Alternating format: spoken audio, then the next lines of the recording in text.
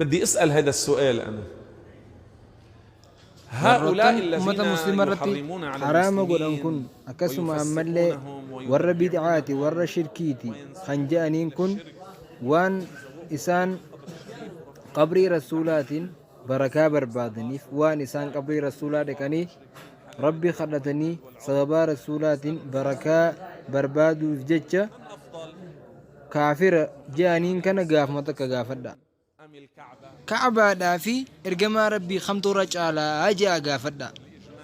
مالف أكا ولي قلتي خان خلقي كان هندر رجالو إرجما ربي بوتان إرجما ربي خيسج إيسان سن بوتان قبرين إرجما ربي خيسج إيسان سن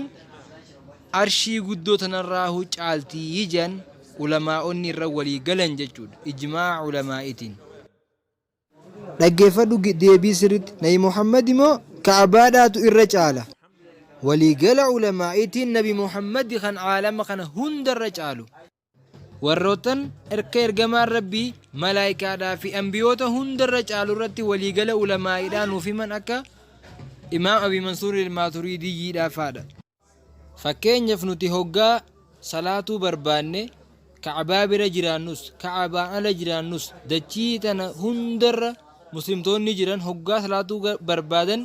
eessatti garagaran eessatti garagallamee naa deebisa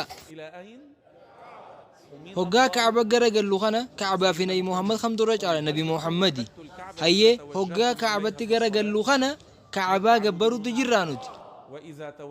akkuma kana hoggaa du'aa'ii godhachuudhaaf qabrii ergamaa rabbiitti garagallee dhaabbannus rabbi gabbaruu jirra malee qabrii rasuulaa gabbarutti hin jirru.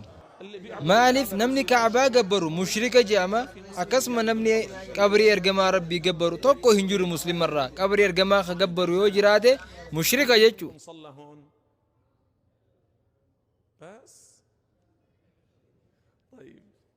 Gaafii kanarratti deebisaa biraa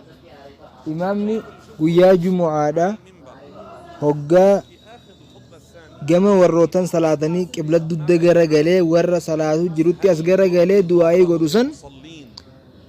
warrootan salaatu dhufe kana gabbaru jira inni hoggaa warra gama salaatu garagalee qibla dudda isaa garagalchee du'aa'ii godhu jiru akkasii miti jechuudha. Tanaaf nutis muslimtoonni hoggaa qabrii ergamaa rabbii dhaqanii itti garagalanii du'aa'ii godhan rasuulallee hin gabbarre qabrii isallee hin gabbarre jechuudha. Kabajaadhaaf isaan itti garagalanii du'aa'ii godhu jira.